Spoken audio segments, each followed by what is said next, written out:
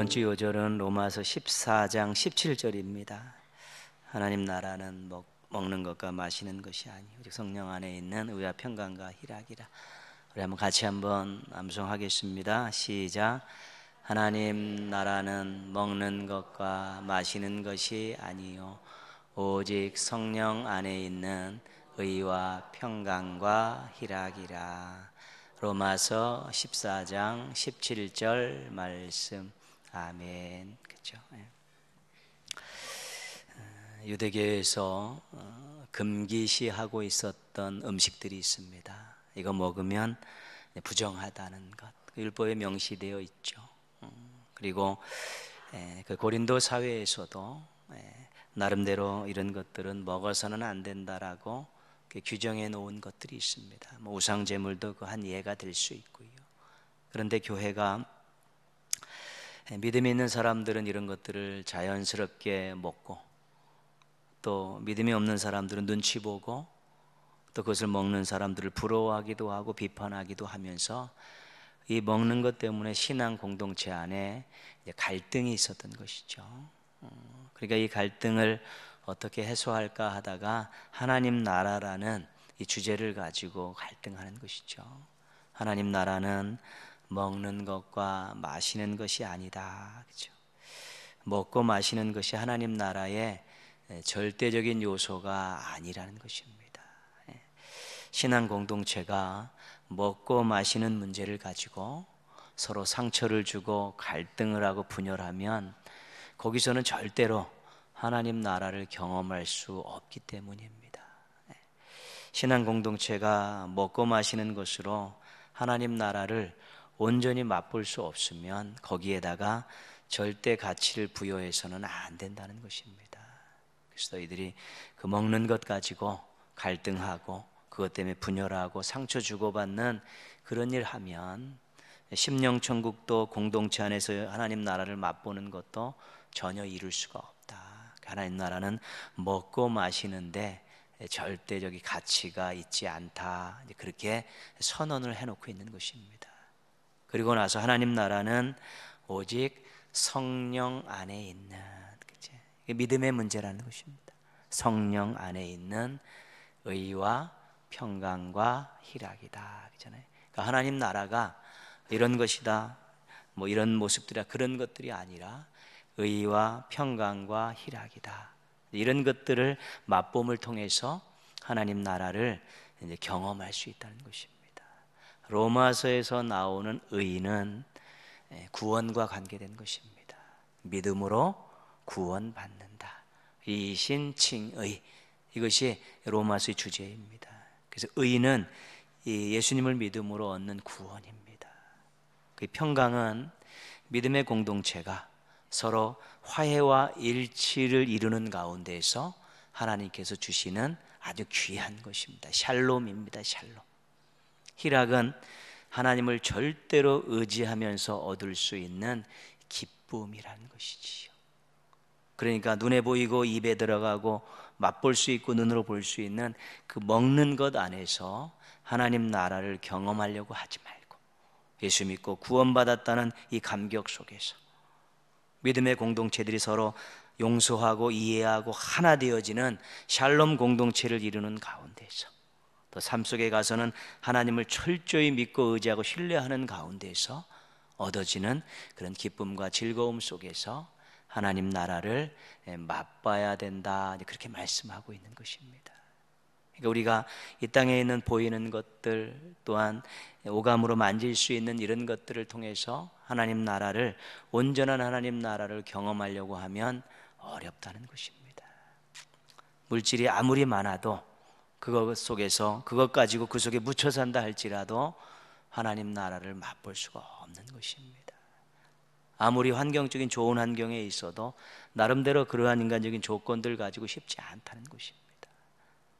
오히려 믿음 안에서 성령님께서 역사하는 가운데 구원의 감격을 가지고 하나님께서 자신을 구원해 주셨다는 그 고백 속에서, 또 믿음의 공동체의 지체들과 서로 한마음 한뜻 되고 이해하고 용서하고 살아가는 샬롬을 맛보면서 삶의 자리가 어렵고 힘들지만 하나님을 신뢰하고 의지하는 가운데에서 도우심의 역사를 경험하는 그 속에서 즐거움을 맛볼 때 하나님 나라를 맛볼 수 있다. 이제 그렇게 이야기하고 있는 것입니다. 하나님 나라는 성경의 중요한 주제입니다. 근데 예수님께서 이 땅에 오셔서 잔치를 많이 하셨습니다. 식탁 공동체를 많이 만드셨죠.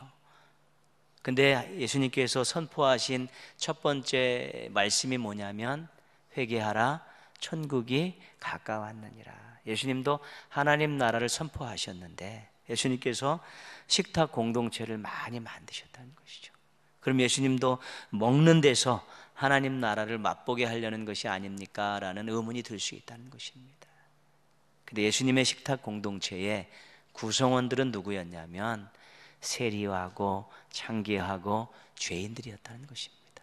예수님의 식탁 공동체 안에는 정말로 사람들의 신분적인 것들을 가리지 않는, 조건들을 가리지 않는 많은 사람들이 초대돼서 그 사람들이 정말로 서로 나누면서 즐거워하면서 하나 되는 그런 식탁 공동체를 이루셨기 때문에 도구는 먹는 거였지만 거기는 완전히 개방돼서 누구든지 오라고, 또 세상에서 경원시되어지고 무시되고 왕따당하는 사람까지 다 초청해서 그들과 더불어서 먹고 마시면서 하나됨을 경험하고, 또 거기에 복음과 말씀을 주심을 통해서 그들로 하여금 하나님께 가까이 가는 길을 열어놓으셨기 때문에 그 예수님의 식탁 공동체는 하나님 나라를 맛보게 하는 중요한 공동체였다는 것입니다. 그래서 예수님께서 회개하라 천국이 가까웠느니라 말씀을 통해서 하나님 나라를 전하시고 비유를 통해서도, 천국 비유를 통해서도 하나님 나라를 가르치셨지만 특별히 누구나 올 수 있는, 와서 함께 음식을 나누면서 하나됨을 경험하는 이 식탁 공동체를 통해서도 하나님 나라를 맛보게 하셨다는 것입니다. 그래서 우리가 구원의 확신 속에서, 성도들과의 하나됨 속에서, 하나님을 신뢰하는 삶의 자리에서 하나님 나라를 경험할 수 있어야 된다는 것입니다. 하나님 나라에 이런 것들이구나, 말로 표현하기 힘든 우리의 가슴을 꽉 채우고 샘솟듯이 솟아나는 무언가시 있고 부러울 것과 아쉬울 것이 없는 그 어떤 이런 것들이 하나님 나라의 작은 부분입니다. 그것도 하나님 나라의 작은 부분입니다. 진짜 하나님 나라 가면 상상할 수 없는 것들을 맛보게 되는 것이지요.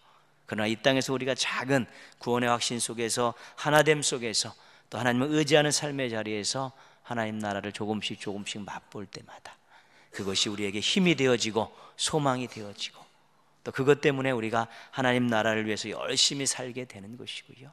또 그런 하나님 나라를 우리에게 허락해 주신 하나님을 더 사랑하고 더 영광 돌리며 살아갈 수 있게 되는 것입니다.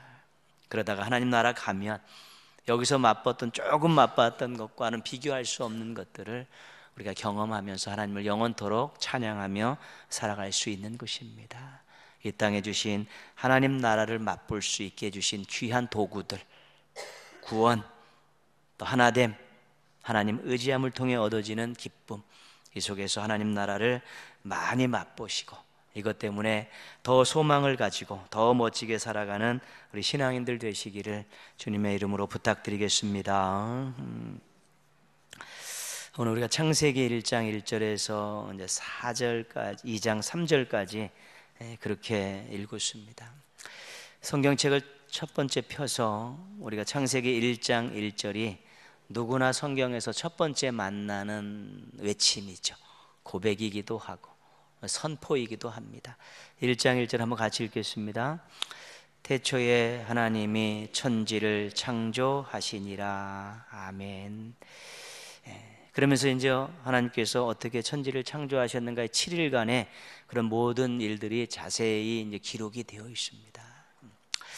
창세기를 먼저 읽으시면서 우리가 기억해야 될 것은 뭐냐면 이스라엘 백성들이 창조주 하나님을 먼저 만나지 않았다는 것입니다. 어떤 하나님을 먼저 만났냐면 택하시고 구원하신 하나님을 먼저 만난 것입니다. 이스라엘을 백성으로 택하시고 그들을 애굽에서 구원하신 그 하나님을 먼저 만난 것입니다. 먼저 만나서 그 하나님께 감사하고 그 하나님을 섬기고 그 하나님을 사랑하며 살라라는 귀한 명령을 받고 이제 살게 된 것이지요. 그런데 그들 나름대로 또 포로로 잡혀가 있는 상황 속에서 주변 나라들을 보니까 나름대로 그 나라 바벨론에도 그렇고 이 우주 만물을 만든 자기네 나름대로의 잡다한 조금 졸속하게 만든 그런 창조에 대한 이야기들이 막 나와 있는 것입니다. 근데 우리를 택하시고 우리를 구원하신 하나님, 위대하신 하나님이신데 과연 우리를 구원하시고 택하신 하나님이 어떤 하나님이실까? 그들 나름대로 기도하고 또 고민하고 또 고백하는 가운데 하나님께서 그들 마음속에 하나님이 창조주 하나님이시라는 고백을 하게 만드신 것입니다. 굉장히 중요한 사건입니다. 그들이 갑자기 태어나서 하나님 나를 만드셨네 이렇게 시작한 것이 아니라 구원의 역사를 경험하고 구원의 감격 속에서 나를 구원하시고 택하신 하나님, 우리 민족을 택하시고 구원하신 하나님이 어떤 분이실까? 이제 그것을 연구하는 가운데 온 우주 만물을 창조하신 창조주 하나님이라는 또 그 고백에 이르게 된 것이죠. 물론 그런 고백은 이제 하나님께서 그들에게 감동을 주셔서 고백하게 하고 기록하게 하신 것입니다.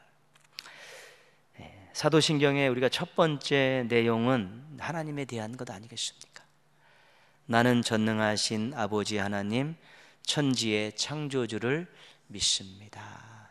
그들이 고백하는 이 사도들이 고백하게 했던 성경을 통해서 고백하게 했던 첫 번째 하나님은 전능하신 아버지입니다. 그리고 두 번째가 창조주이십니다. 그 아버지라는 고백은 어디서 나오는 고백입니까? 구원에서 나오는 고백 아니겠습니까? 영접하는 자, 곧 그 이름을 믿는 자들에게는 하나님의 자녀가 되는 권세를 주셨으니, 하나님을 아버지라고 부를 수 있는 고백은 구원에서 나오는 것입니다. 그것이. 구약에서는 그렇게 많지 않습니다. 신약에 와서는 예수님에 의해서 또한 예수님의 사도들에 의해서 이제 하나님을 아버지로 고백하는 것들이 점점 많아지고 커갔던 것이지. 그래서 이 구원의 하나님 능력이 있으셔야 되는 것이죠. 구약에 나오는 이 구원의 계명은 굉장히 높습니다. 질병으로부터도 구원하고요, 전쟁으로부터도 구원하고, 기아와 기근으로부터도 구원하고, 자연재해로부터 구원하고, 원수로부터도 구원하고, 죄와 사망으로부터도 구원하고. 그러니까 구원의 범위가 굉장히 구약에는 넓었는데 이게 신약으로 오면서 죄와 사망으로 압축이 된 것입니다. 그런데 질병으로부터 구원하고, 전쟁으로부터 구원하고, 자연재해로부터 구원하고, 원수로부터 구원하는 것이 인간의 힘으로는 만만치 않은 것입니다. 인간이 우리 자연재해를 우리가 극복하기가 쉽습니까? 지금도 인도네시아 지진도 그러고 쓰나미도 그러고 뭐 비만 조금 오고 30도만 넘어서 며칠만 가도 뭐 견딜 수 없는 것 아니겠습니까? 전쟁이 났을 때 그 엄청난 포화 속에서 지금 무기들이 개발되어 있는 그 상황 속에서 또 원수들이 또 우리를 계속해서 공격하는 그 상황 속에서 인간의 힘으로 그런 것들을 벗어나기가, 해결하기가 어려운 것입니다. 근데 하나님께서 질병으로부터, 자연재해로부터, 전쟁으로부터 백성들을 구원하시는 것이죠. 그러면서 그 구원을 경험한 백성들이 우리 하나님이 구원의 하나님이라고 고백을 하는 것입니다. 그 백성들에게 있어서 택함받고 구원받고 여러 가지 삶의 여러 가지 악조건 속에서 하나님께서 그 문제를 해결해 주시고 자신들을 보호하시면서 하나님은 능력이 많으신 구원자다, 이런 고백을 하게 된 것이죠. 사도신경에서는 그것을 전능하신 아버지 하나님, 그렇게 고백하는 것입니다. 그리고 두 번째 고백이 뭐냐면 천지의 창조주를 믿습니다.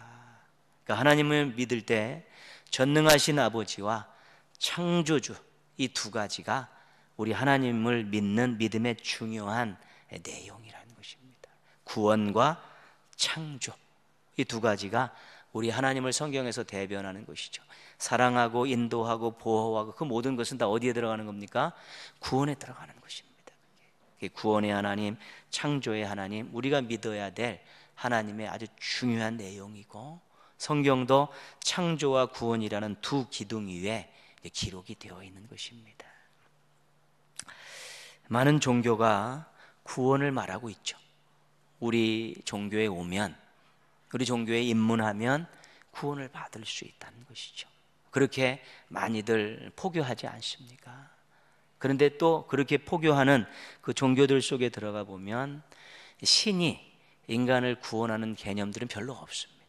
다 자신들의 수양과 노력과 복종을 통해서 구원받는 자력 종교들이 굉장히 많습니다. 구원을 이야기하는데 너희들이 와서 어떻게 하느냐에 따라서 이 구원이 결정된다는 자력 종교들이 굉장히 많습니다. 이슬람도 마찬가지고 복종을 강조하고 있고요. 왜 그들이 생명을 걸고 폭탄을 들고 뛰어들겠습니까? 알라에게 복종함에 구원함이 있다는 것입니다. 그래서 무분별하게 그렇게 뛰어들 수 있는 것이지. 불교나 힌두교 전부 수양 종교입니다. 자신이 어떤 수양을 통해서 해탈의 경지에 이르고 신의 경지에 이른다고 가르치고 있습니다. 어쨌든 다 구원을 이야기하고 있습니다. 신이 구원하던 자신들의 노력에 의해서 구원의 경지에 이르든지 구원을 다 말하고 있는 것입니다. 그런데 창조를 말하는 종교는 없습니다. 우리 신이 온 우주 만물을 만드셨다라고 그렇게 선언하고 포교하는 종교는 없습니다.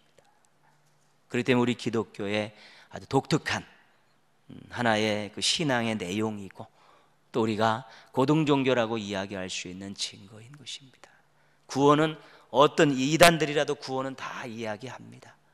그러나 창조에 대해서 아주 강력하게 주장하고 있는 그런 경우는 없습니다. 왜냐하면 그들 나름대로의 경전 속에 창조가 기록이 되어 있지 않기 때문에 그렇습니다. 그냥 말로서는 이야기할 수 있을지 몰라도 우리처럼 근거를 가지고 그 경전 속에 창조에 대한 것들이 못 박혀 있는 그런 경전은 없는 것입니다. 창조를 말할 때마다 우리 신앙이 우리 하나님이 얼마나 대단하신 분인가를 우리가 알 수 있는 것입니다.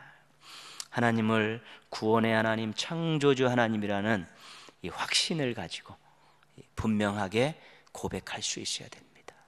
나를 만드신 하나님께서 나를 구원하셨다고, 또 나를 구원하신 하나님께서 온 우주 만물을 만드신 창조주 하나님이시라고, 이 둘 중에 고백이 하나가 빠지면 안 되는 것입니다. 양자의 고백을, 구원의 하나님, 창조의 하나님의 고백을 양자를 다 붙들고 있어야 되는 것입니다. 구원하셨는데 왜 구원하셨습니까? 당신의 것이기 때문에 구원하시는 것 아니겠습니까? 당신의 것이기 때문에 사랑하기 때문에 도우시고 구원하시는 것 아니겠습니까? 그렇죠. 만드셨는데 엄청나게 고통당하고 있는데 구원의 손길을 내밀지 않습니다. 그러면 아무 상관이 없는 존재가 될 수밖에 없는 것입니다. 구원의 하나님, 창조의 하나님이 성경에서 이야기하는 두 가지 하나님의 고백에 대한 기둥이기 때문에 사도신경에도 그 두 가지를 다 첫 번째 신 고백에다가, 하나님 고백에다가 전능하신 아버지 하나님, 창조주 하나님 믿습니다라고 고백하고 있는 것입니다. 7일간 관계된 것들이 쭉 기록이 되어 있는데요, 여러분, 이 창조, 오늘 본문을 읽으면서 하나님께서 어떻게 온 우주 만물을 창조하셨는가, 실은 거기에 관심이 있지 않습니다. 이 온 우주 만물을 만드신 하나님은 어떤 분이실까, 거기에 더 강조가 있는 것입니다. 이것은 오래전에 그들 나름대로의 세계관을 가지고 문학적인 형식을 가지고 기록한 것이기 때문에 오늘날의 과학적인 잣대를 가지고 되면 안 맞는 부분이 많습니다. 오늘날에는 우리가 하나님이 천지를 창조하셨다는 믿음을 가지고 오늘날의 과학적인 근거를 가지고 그것들을 찾아가는 것이죠. 그것과 이것과 합치되고 맞추려다 보면 안 맞는 것이 굉장히 많습니다. 왜냐하면 옛날 사람들과 오늘날 사람들과 세계를 바라보는 관점도 틀리고 생각도 틀리고 신관도 다 틀리기 때문에 그것이 딱 이렇게 안 맞습니다. 동일한 공통점은 뭐냐면 우리를 구원하신 하나님께서 온 우주 만물을 만드신 창조주라는 고백입니다. 오늘날에는 오늘날 우리가 가지고 있는 그 지식과 모든 방법들을 가지고 정말 하나님께서 온 우주 만물을 만드신 증거들을 찾아가는 것이죠. 그러나 찾아간다 할지라도 또 우리의 지식이라는 것이 과학적인 지식이라는 한계가 있기 때문에 그것도 어느 정도까지 범위가 정해질 수밖에는 없는 것입니다. 하나님이 어떤 분이신가? 창조주 하나님은 전능하신 분입니다. 우리가 쭉 읽으면서 6절 3절 말씀 보시면요, 하나님이 이르시되, 6절도 하나님이 이르시되, 9절도 하나님이 이르시되, 하나님이 이르시되가 계속해서 반복적으로 나오죠. 이 말씀은 무슨 말씀이냐면 하나님께서 말씀으로 창조하셨다는 것입니다. 말씀으로 창조하셨다. 이 창조라는 단어도 어떤 기본적인 무엇을 만들 수 있는 기본적인 재료가 없는 상황을 이야기하는 것입니다. 어떤 재료를 가지고 만든 것이 아니라 기본적인 재료가 없는데 말씀으로 만들어 가셨다는 것입니다. 그러니까 창조주 하나님이 전능하신 하나님이라는 그런 의미는 온 우주 만물을 말씀을 가지고 만드셨다라는 그 고백 속에 담겨져 있는 것입니다. 우리를 모든 악 조건 속에서 구원하신 하나님에도 능력이 분명히 있으시지만 온 우주 만물을 창조하시고 운행하시는 그 하나님, 말씀으로 창조하신 전능하신 하나님이라는 고백이 창조주 하나님의 고백 속에 들어가 있는 것입니다. 창조주 하나님, 그러면 전능하신 하나님입니다. 말씀으로 온 우주 만물을 만드신, 인간과는 도저히 비교할 수 없고 다른 잡신들과도 비교할 수 없는 그런 분이라는 것이죠. 바벨론에 나오는 창조 이제 설화에는 그 두 신들이 막 남신과 여신이 싸우다가 남신이 있어서 여자신을 찢어가지고 하나는 땅을 만들고 하나는 바다를 만들었다. 그리고 나머지 것들을 가지고 인류를 만들었다. 그렇게 기록이 되어 있습니다. 그러나 간단하게 말씀을 하나님이 이르시되, 하나님은 말씀으로 천지를 만드신 분, 전능하신 하나님이라는 고백을 하고 있는 것입니다. 창조주 하나님은 능력이 많으실 뿐 아니라 조직적이고 체계적인 분이라는 것이죠.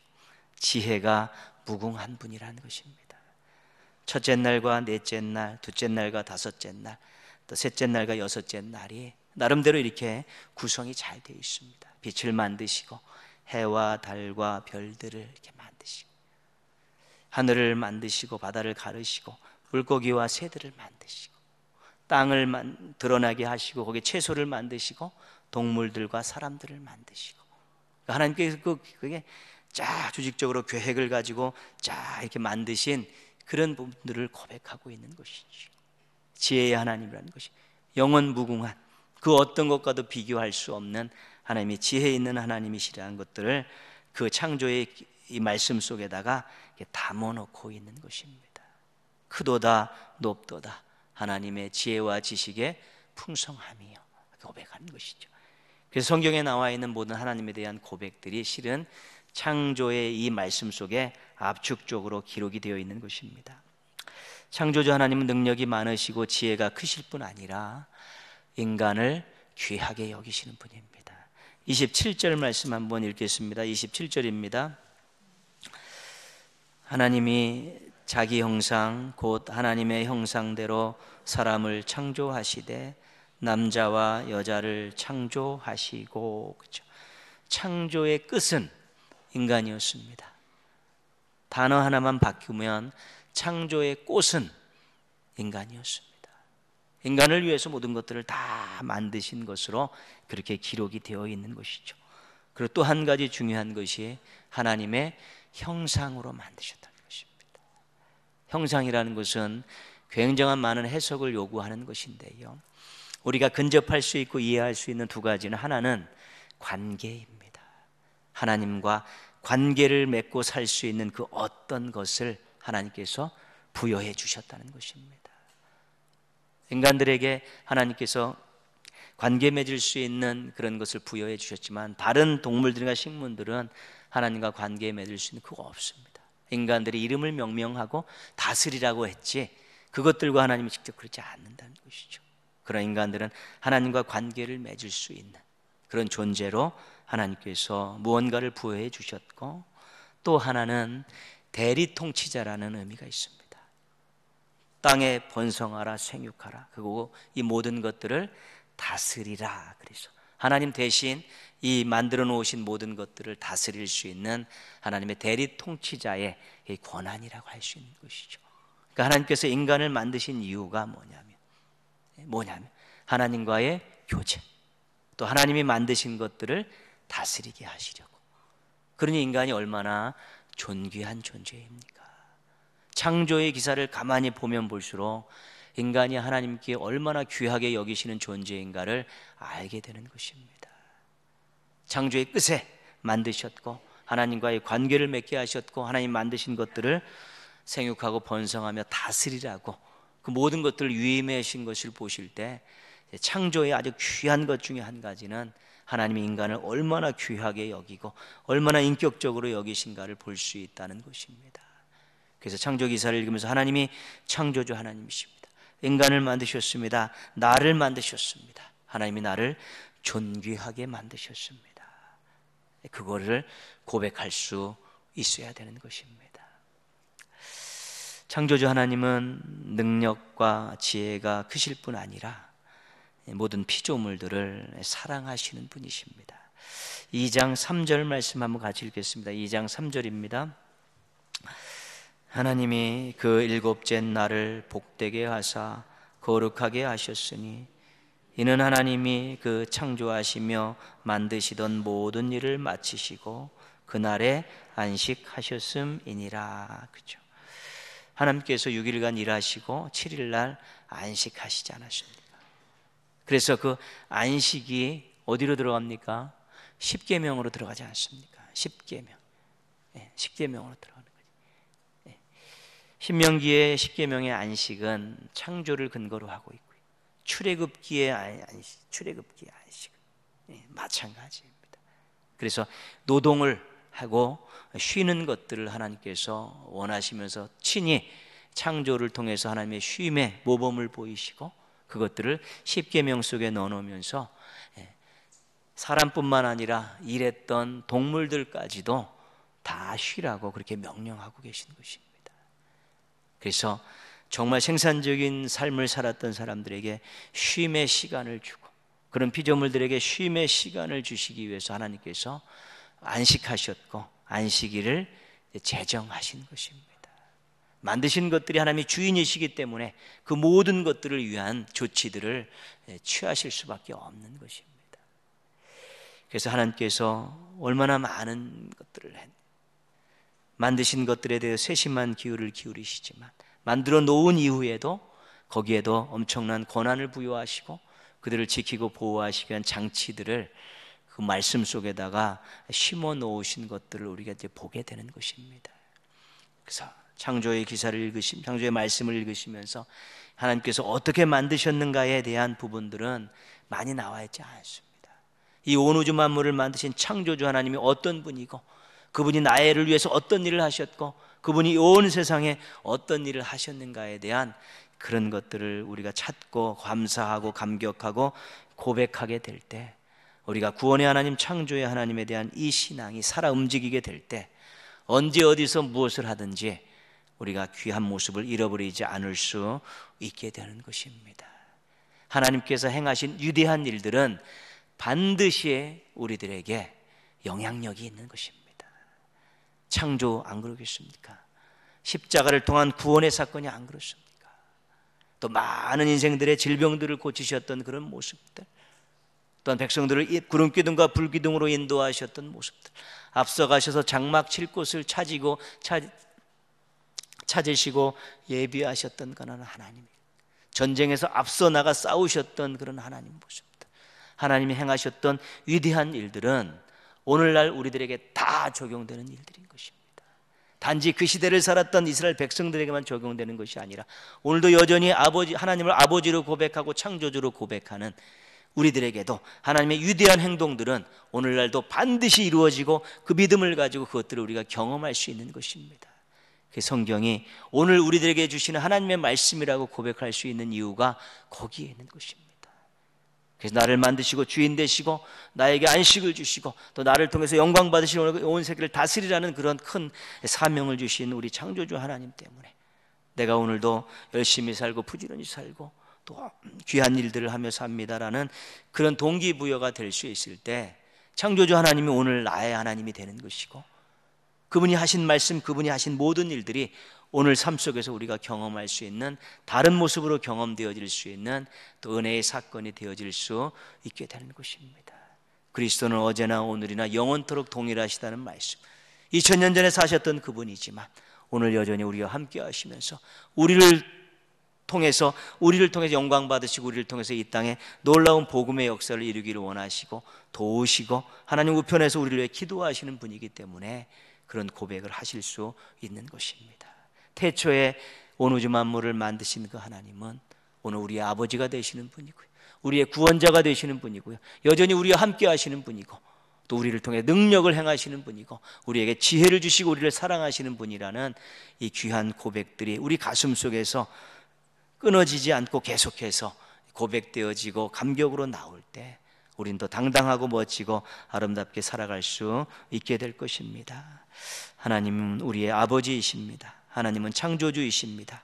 그분의 능력과 지혜를 찬송하시고 귀하게 여기심과 사랑하심에 대해서 감사하시면서 하나님을 더 사랑하시고 더 의지하면서 멋지고 아름다운 인생 잘 달려가는 우리 믿음의 용장들 되시기를 주님의 이름으로 축원합니다. 아멘.